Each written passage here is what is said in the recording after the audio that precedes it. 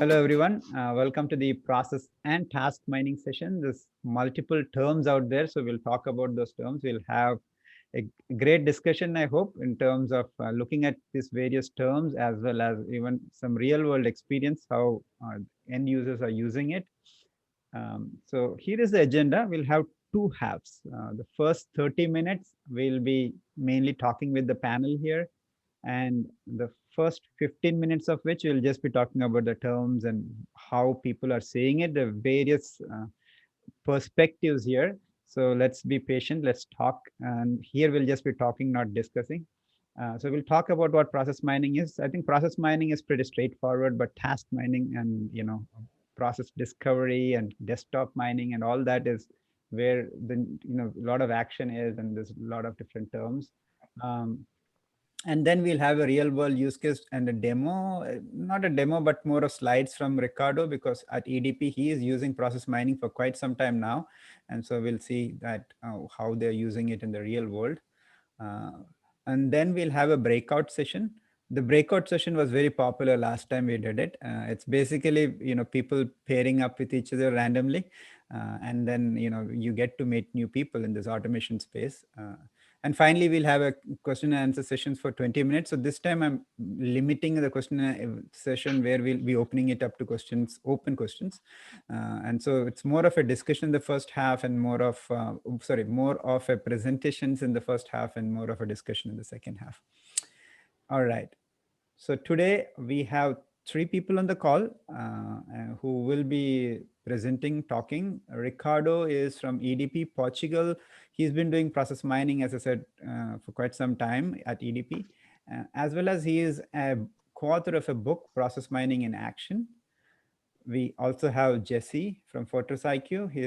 He's done a demo for BotNirvana earlier. Today he'll be talking about more from process intelligence perspective, how Fortress IQ sees it.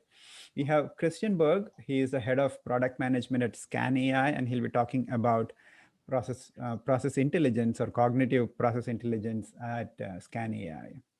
So the goal is to have get a quick understanding of what these terms are, look at how it's being looked at in the real world, and then have some discussions among each other. So any questions that you have, please do add it in the chat. And if you have it for a specific participant, say so. And then we'll take it up during the Q&A session during the last 20 minutes, as I showed earlier. Okay, so process mining and task mining. So I posted yesterday on LinkedIn, and many people came and said there's like shortcomings and things like that. It is, but it's also great in terms of getting a view into the processes, an X-ray into the processes, and it's improving, right? And I like this quote I saw in a article. It says, "In the land of the blind, the one-eyed man is the king," right? So even if you can get a quick an overview into the process, even a little bit, which is better than being blind into the process, it's much better. And that's what all these tools and this whole space of process mining and process and task mining is about. So first we'll start with that. As I said, the terms, what are the different terms? We'll look at how effective they are and how we can use them for automation. Because at the end of the day, BotNirvana is about bots and automation. So how we can use it with automation. So I'll start with Ricardo. So Ricardo, as per you, being a neutral observer and an end user using multiple vendors, what do you think is process mining and task mining? Okay, so Nandan, thank you very much for the invitation and for having me here today. To clarify and my vision around this, I think that we need to have here some step back and understand what is a process and what is a task, what is a server and what is a desktop.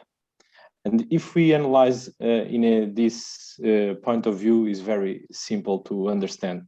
So if we understand that a group of tasks is an activity and a group of activities is a process, we understand the difference. So a process is a group of activities and one activity is a group of tasks. When we start a business, and we try to have the process mapping according the customer journey, or designing our information systems, the operational ones, we will have two different kind of potential observations. So we could see all the digital footprint of that is registered in the server side, and regarding that, process mining technology will scan that server side data. But we also have another observation, that is the desktop world. So when we talk about task mining or task capture or desktop mining, we are observing the interactions between humans and the desktop. So for me, process mining and task mining are completely in a complementary way. And when we join both, I think that we have an entire vision and a very interesting vision of everything.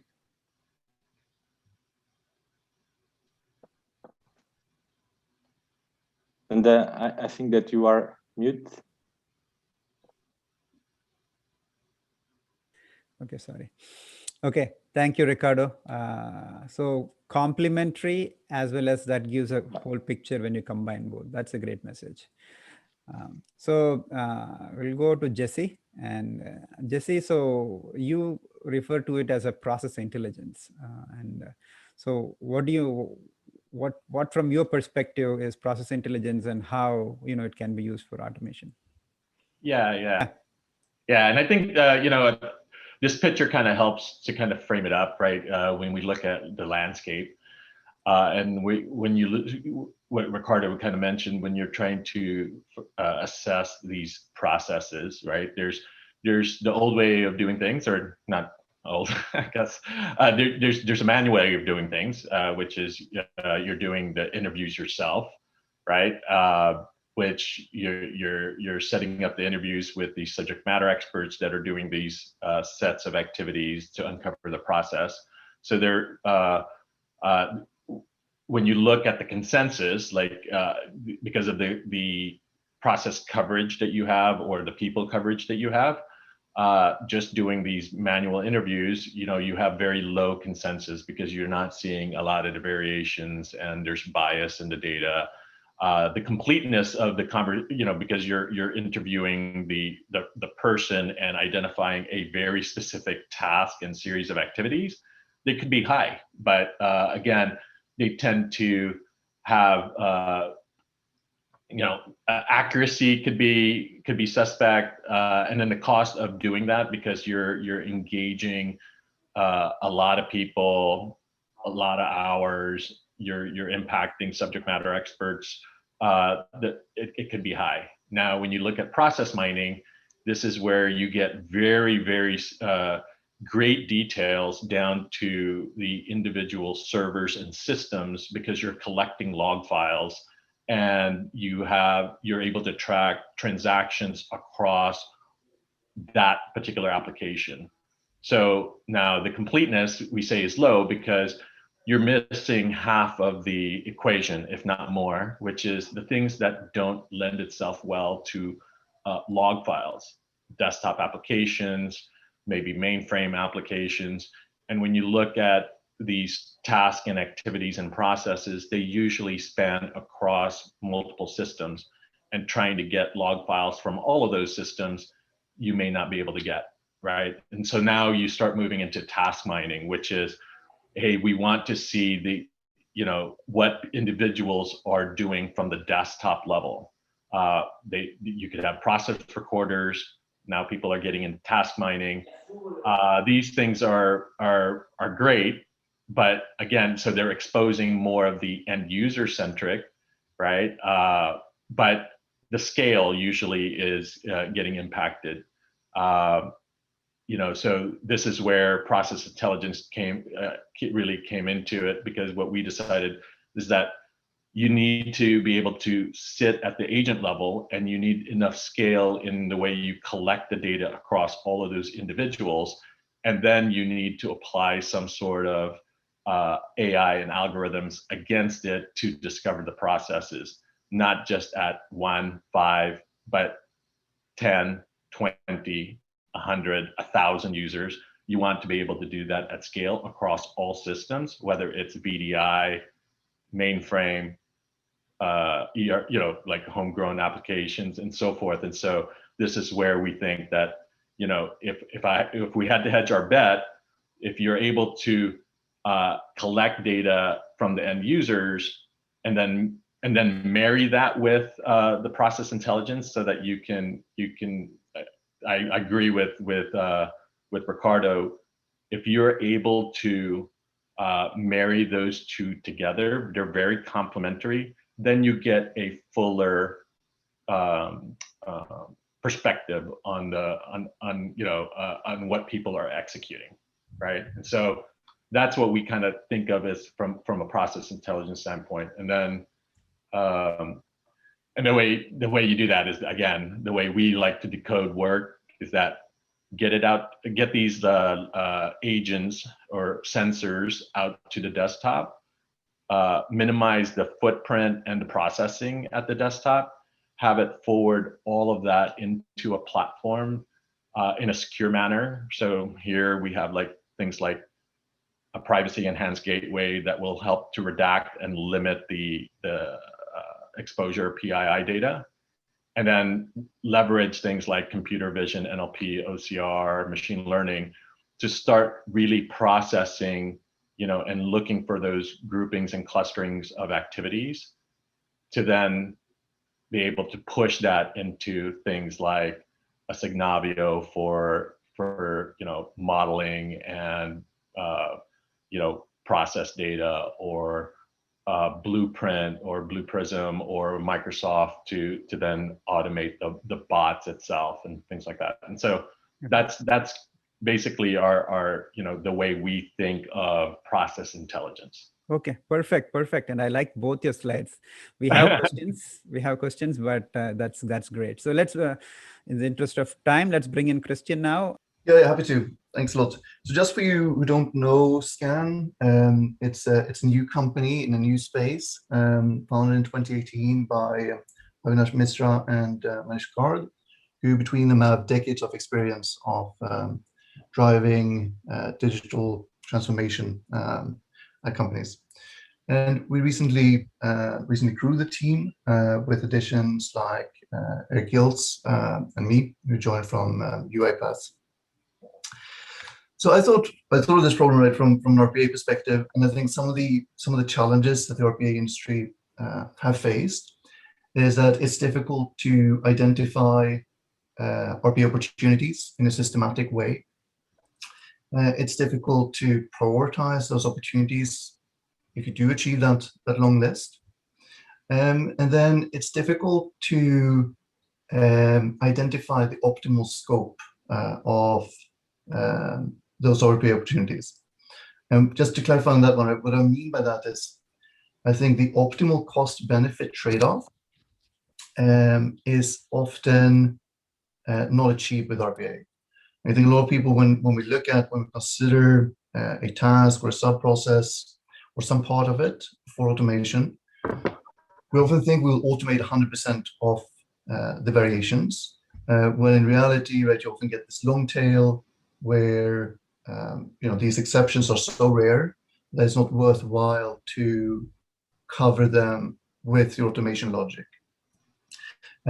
So I think that's another gap, right, in current support for RPA and ecosystem. And then post-implementation, I think we often overlook this opportunity to spend some time on quantifying what was the real impact from this automation. And that lack of transparency in terms of quantifying the bottom line impact of the intervention is an opportunity lost. I think companies are having great success with RPA today, but that lack of visibility means that it's difficult for a COE, an automation center, to quickly show success and grow their budget. And then I think also like post-implementation, RPA, we change the rhythm, the cadence of a process. So after that investment, how do we continue it to continue to drive improvement, and also analyze and understand those impacts, those unexpected impacts of the automation that was made. I also decided at defining these terms. I think it was covered exhaustively by the previous two speakers. So I think process mining, right, definitely has a place and also value propositions. So the task mining, and then I think these additional RPA needs, right, are around understanding the cognitive complexity of a process, to understand the business rules, also considering the best practices. Like, all variations are not equal, and it's not enough to consider and analyze the variations from an operational perspective. Right? Like, one variation might take much longer. It might drive up the turnaround time of that sub-process. Is it better or worse? Like, you have to consider the business KPIs and consider what you're trying to achieve, what the business imperative is. And then that linking the scope and impact, that is finding that optimal trade-off, right? Like, if I am moving from 80% of the transactions being automated to 90%, am I increasing the complexity of the automation by 10%, 100%, 1,000%? And based on that, where do I find that optimal Pareto trade-off? Okay. And then based on that, once I have that optimal scope, how do I prioritize these opportunities? And like I said, like the post-implementation benefit realization rate analysis, and then finally continuous improvement. All right, Christian. So what does SCAN do among these? So we try to solve these things. I can talk a bit more about how SCAN solves this now or later, or if we don't have time, happy to have any one of you reach out to me afterwards over LinkedIn. I'm happy to give you a demo and walk you through in more detail how SCAN solves this. But we focus right on providing transparency around the collaboration and efficiencies between how processes, people, and the digital tools meet. Okay. All right, Christian. So let's get back to Ricardo because I think we are over the time limit. So yeah, so Ricardo, back to you. So we wanted to, so at EDP, you have done multiple use cases where you've employed process mining to identify as well as to automate. So it will be great to hear from you as a user how you've been using process mining. Yes, I could share before starting with my first slides. I could share with you that. So I'm responsible for a business enablement and transformation team.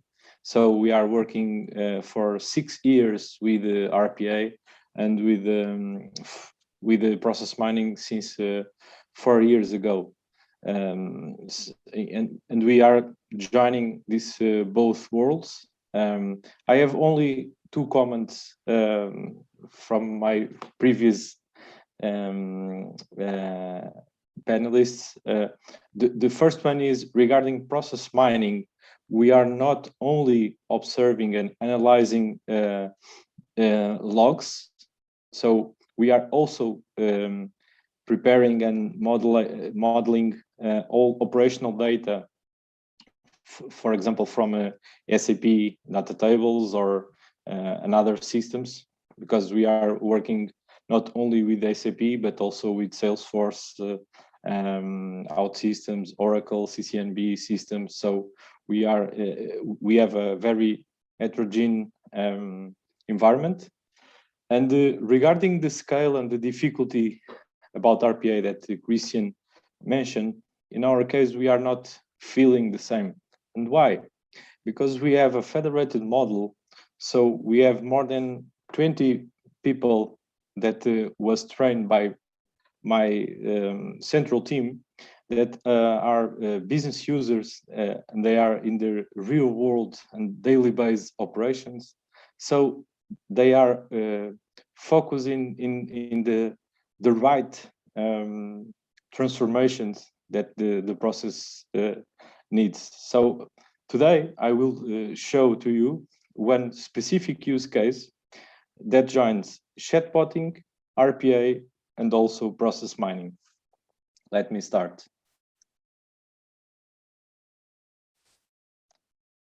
Please confirm if you are seeing my screen. Yes, Ricardo. Okay, sorry, the slides are in Portuguese, but I think that is very easy to understand. So we have a specific process regarding debt management. And last year, as you know, with the pandemic scenario, our customers have a lot of difficulties to pay the invoices. So we have a lot of payment plans to negotiate with our customers. So we have more than 100,000 service requests from this type to process. In the past, this is a very complex process that requires not only the front office teams, so the contact center agents or also the branch offices, but we also have middle office, back office operations. So some difficulties and a process that takes more or less 5 days to have the payment plan prepared to negotiate to our customers.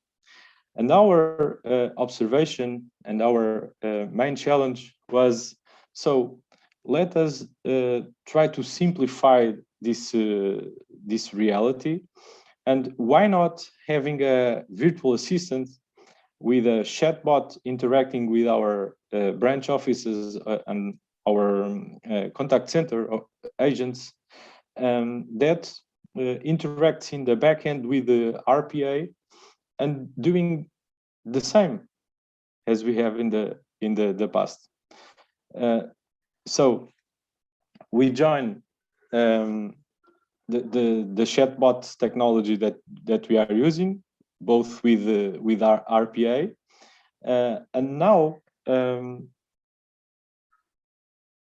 as you can see here, this is the business transformation use case. So you could see before the chatbotting plus RPA rollout during the last year, where we have moments with more or less volume, but the experience of our customers are above 1 day. So in average, 5 days to negotiate these payment plans.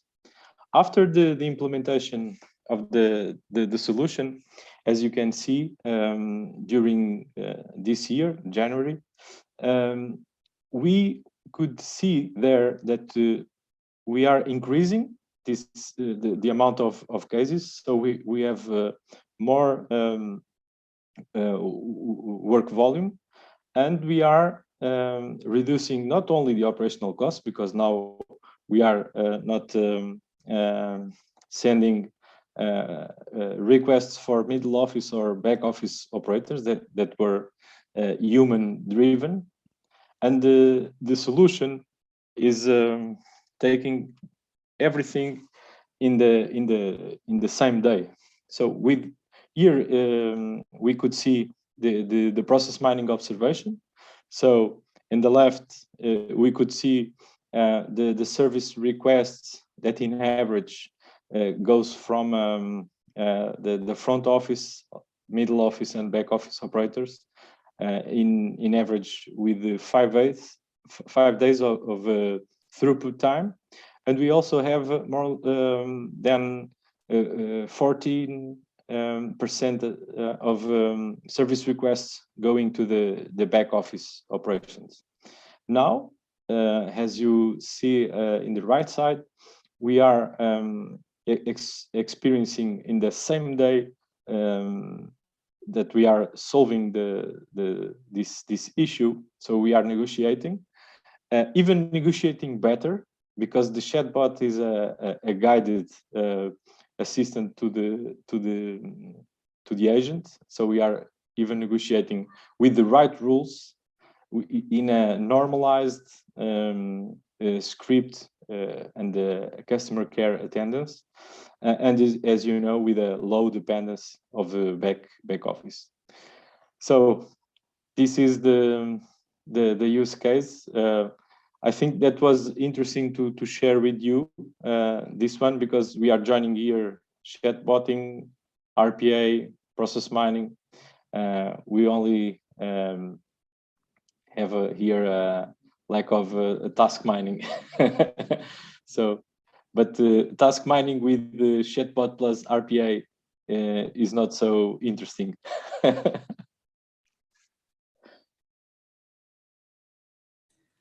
Okay, Ricardo, thank you. That was very interesting. So what was this thing that was taking 11 days and I think it became 0, is it? Sorry? One of that path was taking 11 days and I think that disappeared. But yeah, we can talk about it in the Q&A. All right, so we'll just, where is my point? Okay, so we'll just get to the breakout session.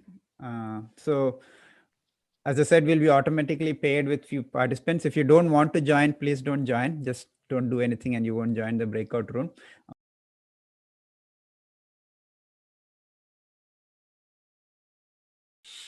So we had some questions already in the chat. So I'll start with one question of myself to Ricardo.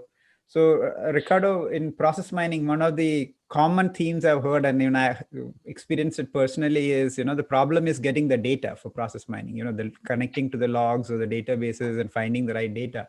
So how was it for you guys, and how long did you take to get there?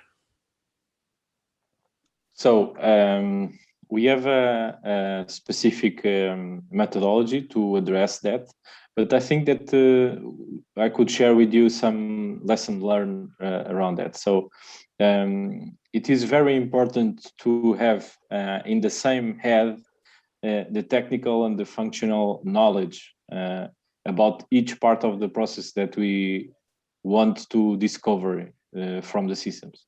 Because if you start a journey bringing people from the technical part and the functional part, it is more complex to do that. So this is one tip that I could share with you. Regarding the implementation of the technology was fast.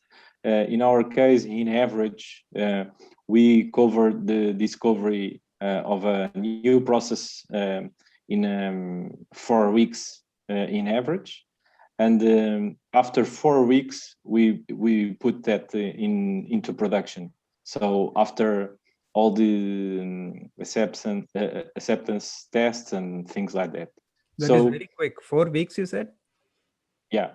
Wow. 4 weeks to have the MVP, and more 4 weeks to have the final one into production. So 8 weeks in average. So because sometimes we could have more difficulties achieving the data, because data, we have everything in our ecosystem.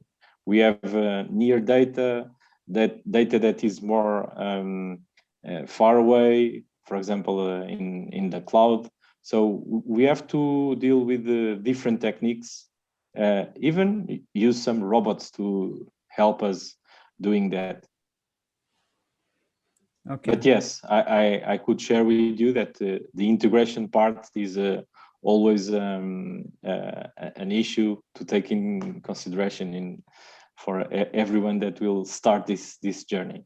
Even though we are not only working with log files, as I mentioned in the beginning, but we are analyzing the operational data, for example, from our CRM system or from our billing system.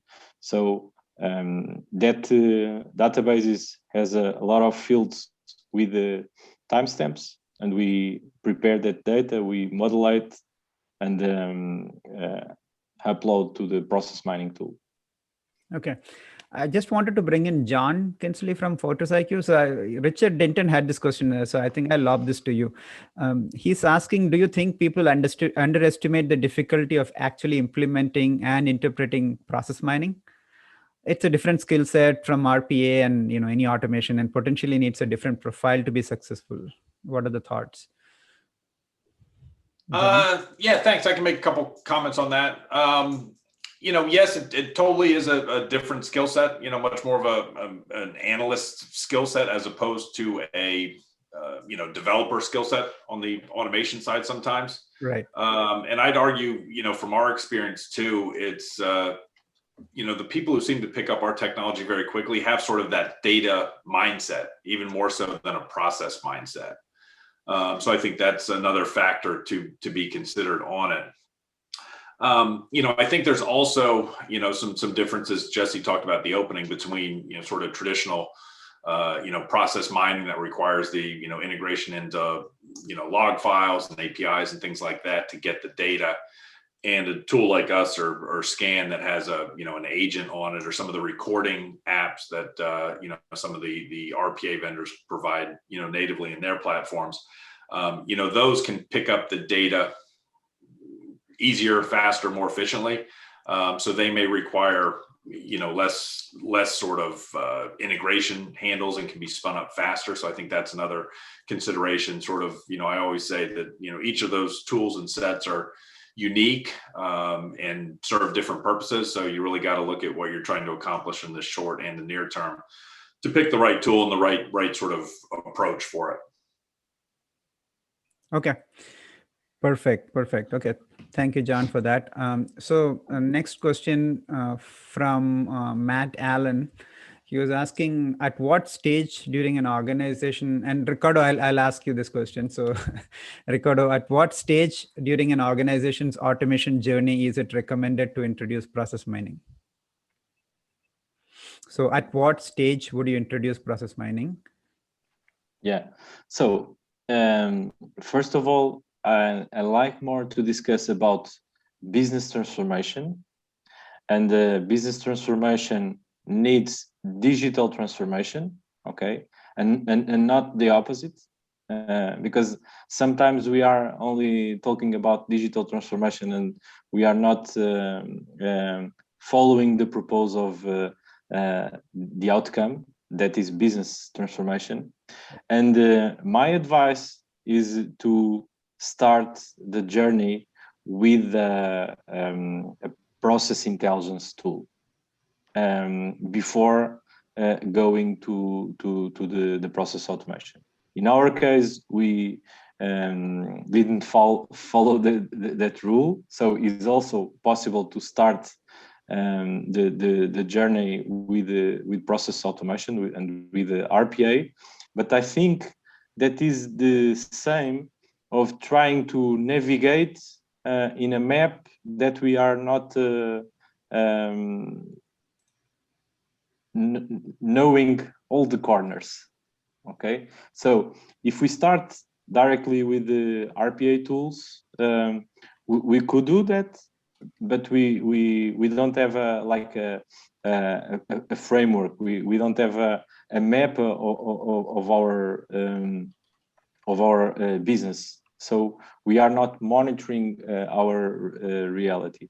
So first of all, I think that is very interesting to have the right discover of how we are doing business.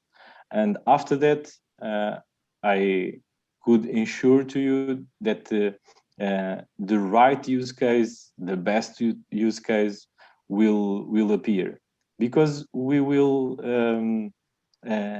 take decisions in a more factual way, not based on perceptions or interviews.